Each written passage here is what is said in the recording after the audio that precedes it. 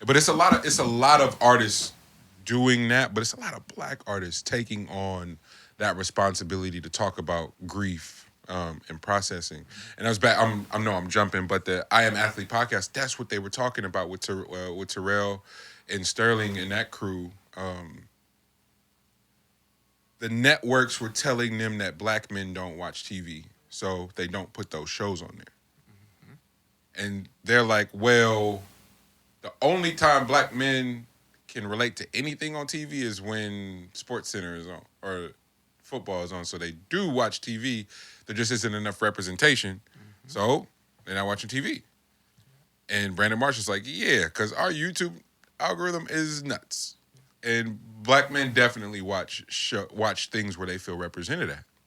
And the through line of the new show that that's on OWN is Could you imagine black men trying to watch Big Bang Theory? that's what they're asking us to do. It's like go identify Some with of something those in that realm. Friends, like some of those whitewash shows. Come on, just man. like the comedy doesn't connect At all. Not at all. It's going over heads, and also it's not funny. You know what I mean? Like it's not that type of humor. Yeah. The through line of their new show is I mastered the art of surviving but never learned how to live for black men. And no one's ever addressed that. I'm King Finesser. I know how to survive, but living is a whole nother feat. And it wasn't until I heard them say that I was like, holy shit. Is this just survival? Is this hustle that we've sort of normalized? Is that just the art of surviving? And yeah, it's not living. Well, it's messed up because if you have the luxury of getting past survival, then you automatically get inserted with survivor's guilt. Like it automatically kicks in. So there's a stage before you can even get to living. You real, gotta. for real. Oh, okay. Yeah, I got you. because you can't take everyone with you, and that's probably the hardest thing for people that have lived in survival for so long. The hardest thing to get over once you get out of survival is like trying to figure out how do I continue to elevate and take as many with me without ending up right back where I started off at. You know what I mean? And that amount of time in between, like you wrestle with yourself so much. You know that takes a lot of time. You know, so that's why there isn't like much at least in our community, a lot of the like generational wealth because you have to get past that first level, and then once you get past that first level, you get hit with so much to learn about. Like, fuck, like I gotta learn, I gotta make, and then I also gotta teach and bring and pull along as well, all at once. And it's like, nigga, I only got maybe 75, 80, 85, 90 years of my time to do that. So I have to get to the teaching at some point. But I have to do that with immediate and hope, because some people are set in their ways. So how the fuck am I going to expand that out? Yeah. And it's a tussle, So like that's why we're so big on like the community thing. But yeah, I mean I think that's kind of the stage to try to get past is that survival skill. The Then it got me to thinking about it's been the most insane run for music in a really long time, and as a just a sheer fan, For sure. I just 2021 is gonna be deadly. I wake up every day and just go take me on one title, like just go for it, and then that Apple's billing is hella funny, so they'll either bill you like right away or on Friday, and you're like, wait a minute, I spent that much on music, and along with having all the streaming services, it's hilarious. But I wouldn't have it any other way. I mean, that's okay vice to have, man. I'm gonna keep bringing it up it could until be y'all worse. justify it. Until somebody justified it, go, it's okay. It's like, bruh, that's crazy. That addiction, I wouldn't be too mad at. That's right in line with what you do and all that, so that's fine. But Tyler, call me if you get lost. The living part of it. Um, I don't. So, as a fan, I get really excited for a Tyler release, and then as a artist, like once I listen to the album and go, yeah, this album of the year, no question. I can do that on first listen for him for so many reasons, just because he represents so much. But then on the other side of it, by like right around like listen 4, I get really sad. Um, and it only happens for Tyler and Kendrick. Anybody else? It's them two mainly because I've been to their biggest shows, and it ain't no black people there. And but they're rapping about living. The shows we're at, them niggas are mastering survival and talking about the finesse and the flex, and it's relatable. So few of us have gotten to live. It's easier to go, Tyler might be gay. And I'm not going. Like, it's so much easier to just do that. It's easier to go, oh, Frank Ocean gay, I ain't going to that. It's like, wait, bro, what? They are literally making they're the embodiment of liberation. And they're so few of their demo is us. Like, I know us in this room, we're tapped in and listen to it, but the To Pimp a Butterfly shows at the Fox, I was looking around, I was like, wait, what is going on in here? Not Cherry Bomb, but for Igor yep. at the Civic Center. It's like, what is going on? And you're listening to like this new one, the Master joint, like who else is that? Who else is this for? You know, They'll say that, why do you go to them for, like, where are they at during certain times? They do this their entire career. that's what He's complete. They're both completely free, like, and each project is the stage of the life that they're in. When I think about like where Kendrick has been, from Good Kid, Mad City to Pimp a Butterfly, coming out of the cocoon, and then feeling liberated to make Damn and all the projects, and then you think about Tyler, like, what if he's just fluid as a human being, which makes his music so fluid? And so, fuck the sexual orientation. This dude is just living completely into who he is, and that's what you're getting as outputs of music. Exactly. Yeah, and even if he isn't like fluid like sexually, but if he was actually just a fluid thinker, and just allowing himself to be, without anything holding him back, which is beautiful. You know what I'm saying? Then that helps out, especially in creativity, but as a human being as well. So I just like the idea of leaving LA and going elsewhere. You know what I mean? And having the opportunity to go out there and see other things and feel other things and be around other people. Yeah. Like, I think that's a dope thing in itself, and that's something that, unfortunately, most of the people that have like the opinions about things and shit on things and stuff like that haven't had the luxury to do and aren't even thinking about doing. They're happy with what they've accomplished in their immediate situation. So, which makes them very confident in what they say. You know what I mean? So they ain't got to hear about what other people feel or think about, because they're set in their ways on the small amount of scope that they have. The Juneteenth was just one of those days I'll never forget for so many reasons. But the spectrum of emotions. Young man, Deshaun, whose life was taken at the lake, immediately, black folks, white folks, you name it, all across the spectrum, was like, what happened?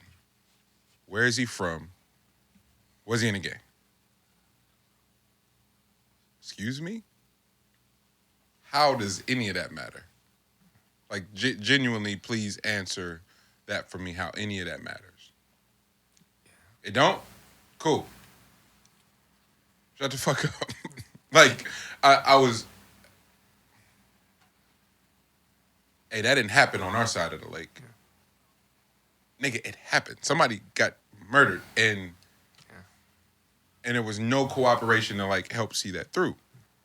But we'll get into that. Shout out my brother Brookfield Deuce. He made the most beautiful point. He's like, chances are Deshaun's never left the Bay. And chances are the person that killed him has never left the Bay. Right. And I was like, wait a minute. And they're sprinkled in there with everyone. Yeah. And I'm like, oh, damn. Because I know hella people that have never left the Bay. And it never dawned on me, like, to L's point, just getting to travel and see some other shit. It's like, brother, the just the opportunity. Fuck, even if it's just LA, even if it's just Seattle, let alone getting out of the country, the amount of perspective that offers someone who thinks that life doesn't exist outside of this bubble is so hard to stomach. And that we just normalize it and go, yeah, man, I ain't never I ain't never been nowhere before. It's like, oh, you definitely don't value your own life, let alone somebody else's. So you have no problem killing somebody in a sea of 20,000 people. You have no problem. Yeah, I mean, there's a bunch of people that haven't been outside their comfort zone. Yeah. You know, like, and that's scary in itself because, like, if you ain't been outside your comfort zone, then it's hard to, like, commingle. You know what I mean? Like, it's very tough, like, in those type of situations because, you know, you get into these arguments and they escalate due to sheer openness to a new idea. You know what I mean? So it makes it very difficult to get into them in the first place because, you know, we're over here dealing with two different mental capacities that aren't matching. Yeah. You know, and that's unfortunate to me. That it's very unfortunate to me that was the outcome from I don't know the full scope of things. I don't know the full scope of what took place. But for it to escalate to that level in the midst of the supposed day that it's on and the supposed crowd that it's around and what the message is supposed to be, you know what I mean? Amongst all of that in the atmosphere, for that to be the outcome, is you know, it's very unfortunate. You know. Yeah. Y'all watch the House of Cards? Yeah. You saw another season? I lived it. Okay. Yeah. And take House of Cards and take the most diabolical episode where Frank is finessing everybody. Yes. Times it by 10, and you might get close to the shit that we experienced this past week. Okay. Yeah. Juneteenth happens. Everybody is feeling away. On either side of the spectrum, they either had a blast or they were immersed enough to go, bruh, somebody died. Or they had business on the line and got to go, oh shit, we got to say something. And you know what, this isn't, because it's not about smoke. It's just about conversation. Everybody got it wrong. Everybody got it wrong.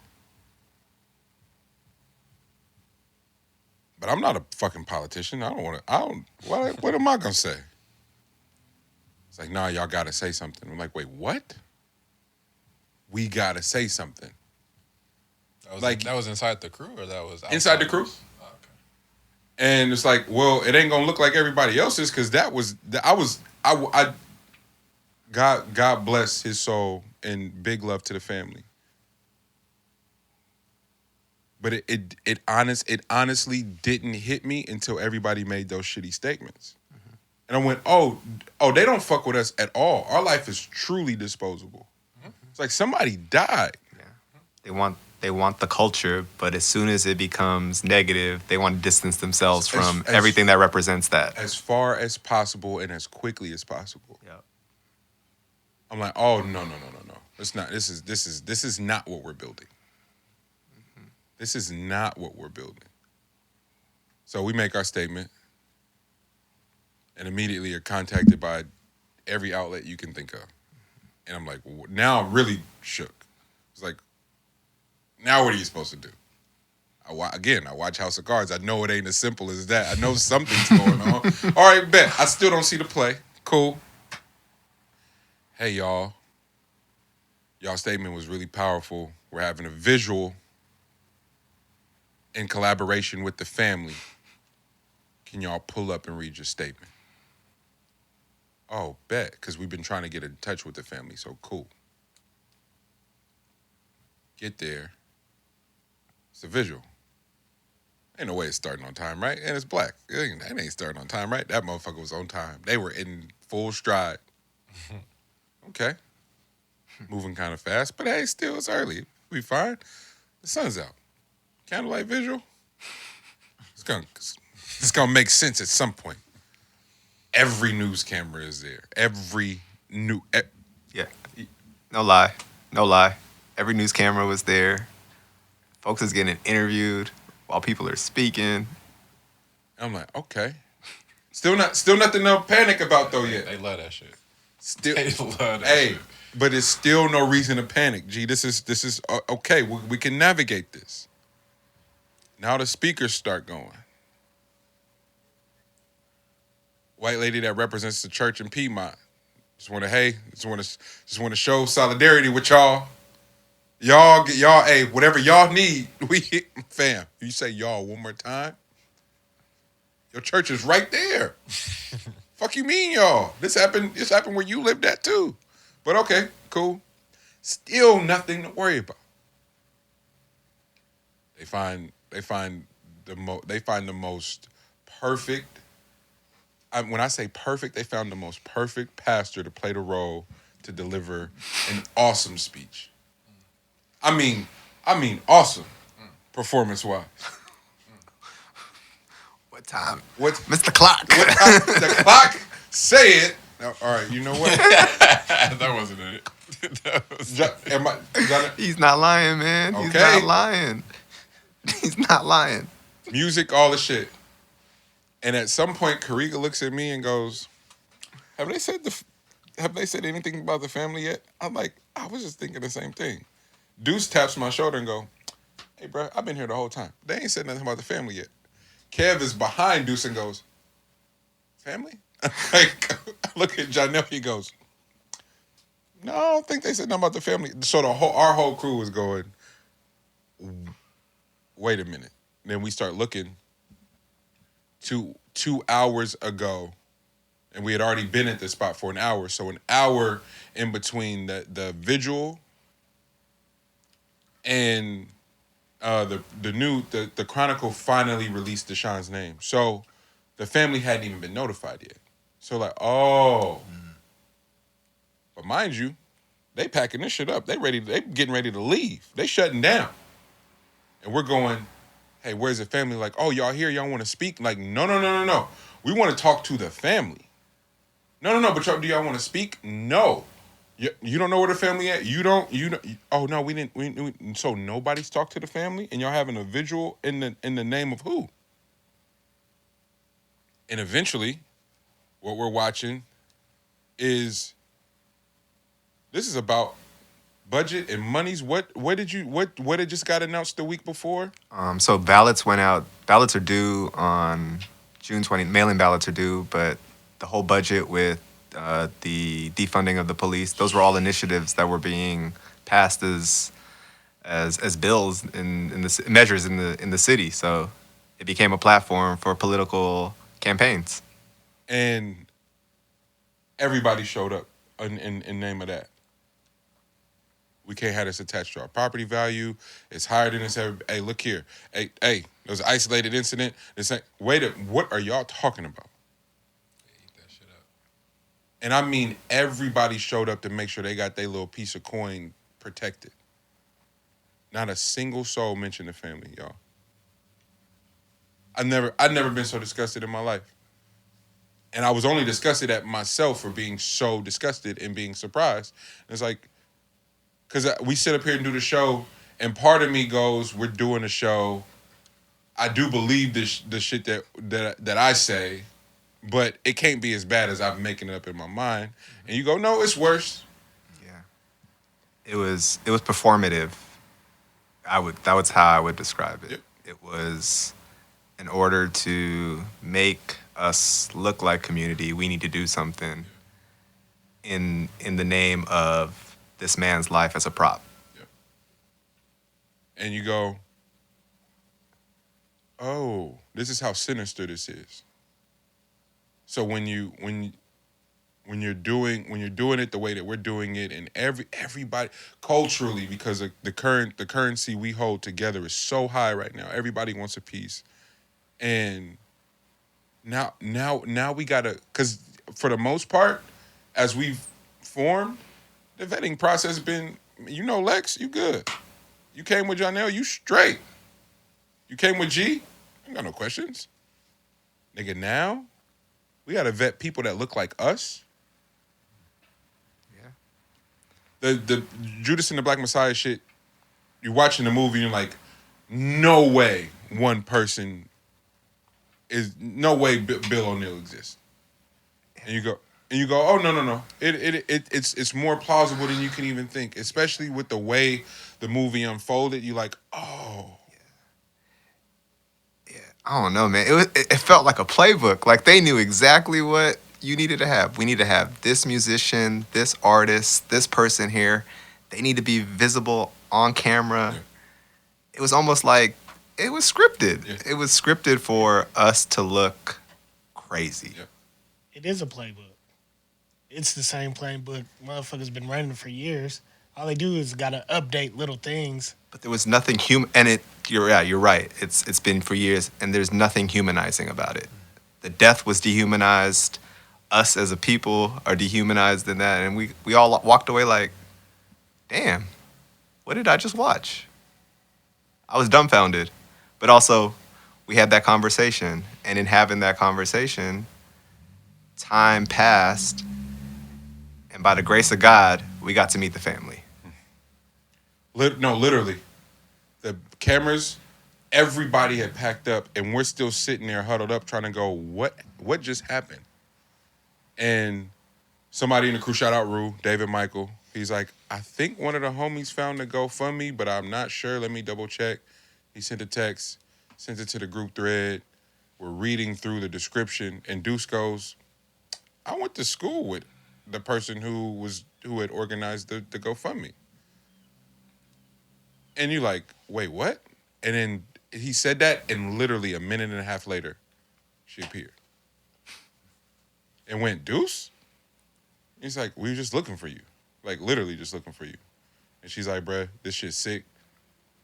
Ain't nobody call us, ain't nobody do nothing. The whole family is here. And they were just pulling up. They got Deshaun's baby. I'm like, oh, my God.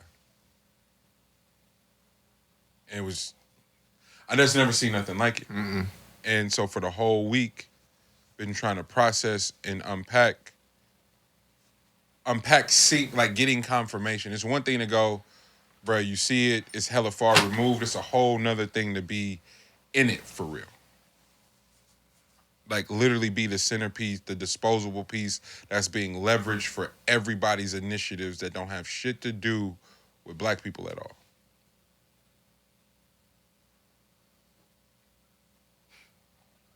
Seeing his son looked just as confused as we were. It's like, wait, what's going on? Like, bro, where my dad at? Like, I know, I see what y'all got going on, but where's my dad? Yo. It's like, That's what blew my mind was this happened on Juneteenth. Next day is Father's Day. This is going to be a part of his story for the rest of his life. This is who I lost. The man that created me is no longer here, and I'm going to have to live that. and all people had to ask was he in a gang? Fam.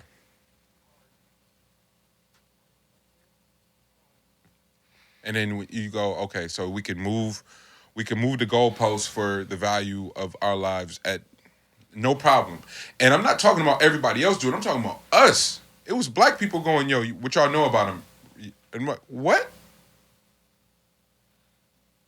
What do I know about him? He was murdered. No, you need a little bit more. I was like, oh, fuck. All right, here we go.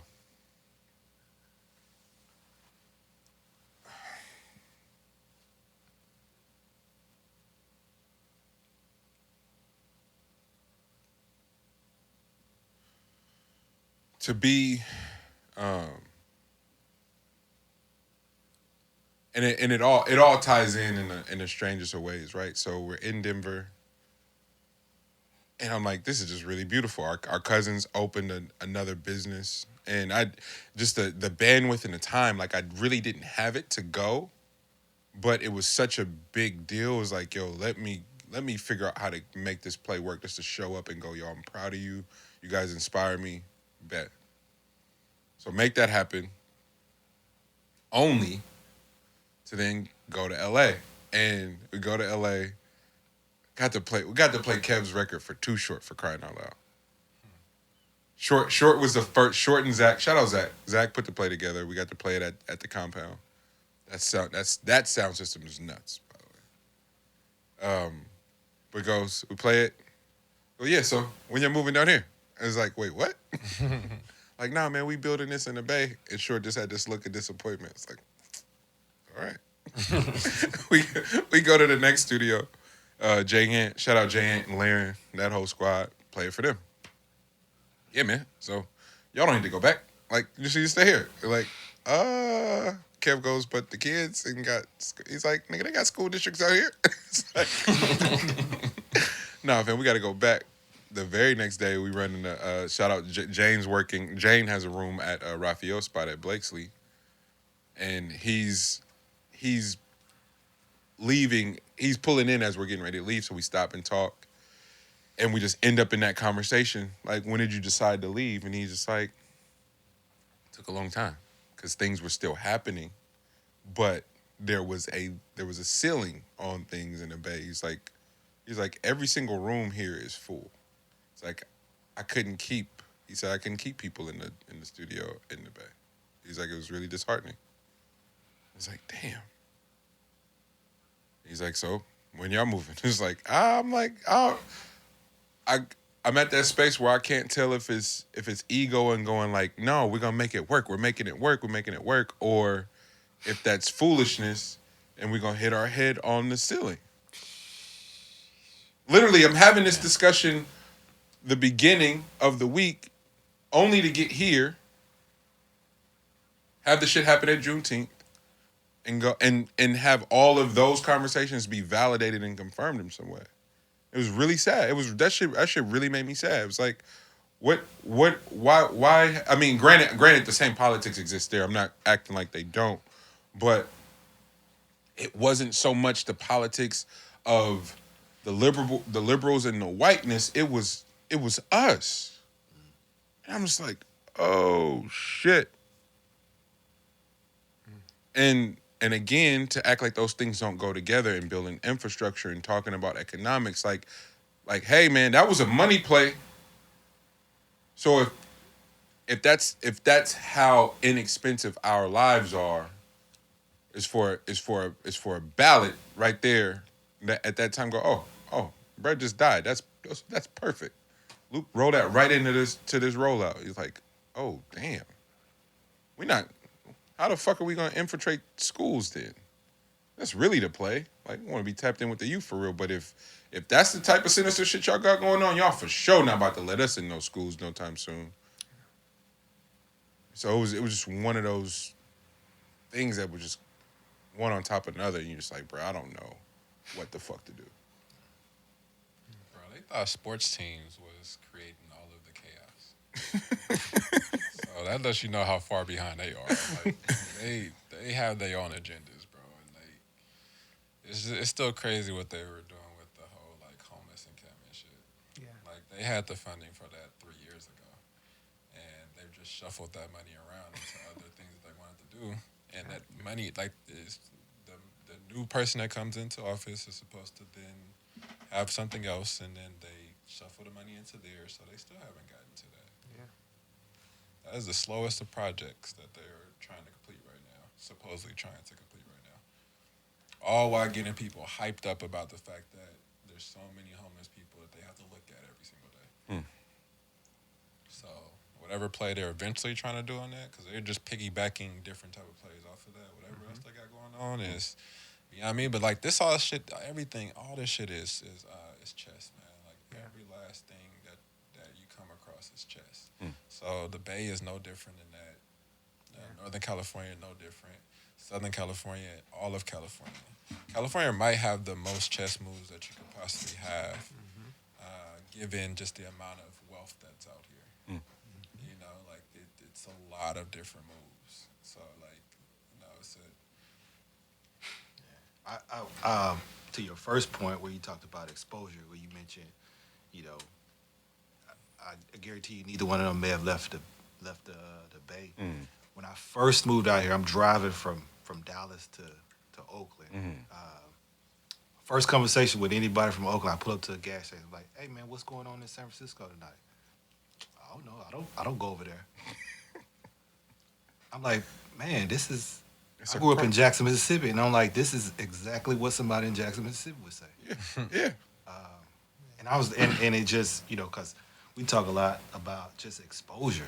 Like, if you're not exposed to anything, you don't know anything else. And then to your point about, the political game, Jackson, Mississippi, bro, Mississippi might be up there with California. I've got homies that are lobbyists that could be doing it from anywhere, D.C., wherever. They won't leave Mississippi because Mississippi is one of those places where they don't put a cap on how much you could, pay for a dinner. Right? It's certain states, like I want to say California, it's $50 or something like that. Not Mississippi. Ain't no cap. I can spend whatever I want to on a political. So the play is the playbook is everywhere. Playbook is everywhere. And it's a game with inside the game. Yeah. Right? Like we got our own internal things that we working through. Then the city got its own internal things that it's working through. Then the state got its own. Yeah. I mean, crews got their own internal things that they working through. Like we all are dealing with it, and there's just the politics of it all. Yeah. And they know, like they don't have to study like, the minorities issues that they have. Like they don't have to know each and every one that they have. What they need to know is, as a collective, what are the issues? And they damn near survey people, like groups of people, in order to find out this information, in order to then monetize it. You know what I mean? So like it's as a group, how do you act? As a group of sheep, how do you react to things? Hey. As opposed to each individual, as a collective, what is your overall issues? And then we can maneuver from there. We can corral y'all from there. If you whisper it like your mans, it don't count though. I did it, This nigga Joe Biden is losing his fucking mind, bro. This shit is crazy. bro. That's how you been moving though. My man been moving as a whisper though. What's the Like all the work that he's been doing? what's the people on YouTube that do the whisper shit and eating on the camera? What's that called? ASMR or whatever? Yeah, something like that. I ain't even hip. It's you've seen that shit. Don't Yeah, don't make me feel like a freak. Are you kidding me? They like crinkle things on the mic, Yeah. and then they like make all this different like. And then slurp it, eating fucking the mukbang. You ever seen those? Yeah, I seen those. It's the same thing. Yeah, supposed to be getting off to that. Don't whisper to me, bro. For real. No, don't whisper to me. I'm not listening to this. Bro, he is out here for him and Gavin. What is going on? Gavin's about to catch that 2-piece. Brett in downtown wasn't playing that, boy. Like he tried to hit him with the regular handshake. He was about to catch his life, boy.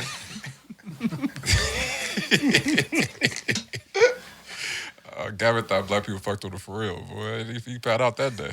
That wasn't even a representative. It was just a cat off the street. My nigga don't know nothing about politics. He just thought that was a white man that had a lot of cameras around him. About to take this nigga head off. I mean, are we surprised? Are we surprised? And then is there any? Because I don't want to feel like we could be bought that cheap. But at what point does it become all right, bro? Y'all ain't never satisfied. All of Gavin's plays just feel nasty to me. I got to be honest. Yeah. I'm cool with being alone on it. I'm genuinely asking the room, like, help me if I'm missing something, y'all. Yeah. I think you and I having that conversation on Monday really made it clear that whatever standards or principles I choose to live by, the opposition may not live by them, but I'm going to continue to move and operate in that flow because that's what's most important here. Like, really, can you look at yourself in the mirror every single day? And just to move with that level of focus and discipline and to connect with people that are moving and operating in that same light is all that matters now. Because the opposition is going to continue to do. And we can continue to play the game, and that game is tied to so many things that y'all bring up on this show around ego and toxic behavior and things that and trauma that people have not resolved. That's what that game is meant to feed off of. Can we start to play the game different? And I think what I love about the Bay, because and more importantly, Oakland and the folks that we connect with in the city and all around the Bay, is that we've always moved to a different rhythm that the rest of the world ends up taking heed to and following. And we need to tap back into that. So, while it may feel difficult to move in a space where it feels like the rest of the world, there are still folks like us that are doing things and are willing to connect and willing to debrief and willing to work through whatever issues we have in order to make sure that Oakland remains a thought leader in terms of that integrity and that standard. But it's hella hard work, and you got to do the work.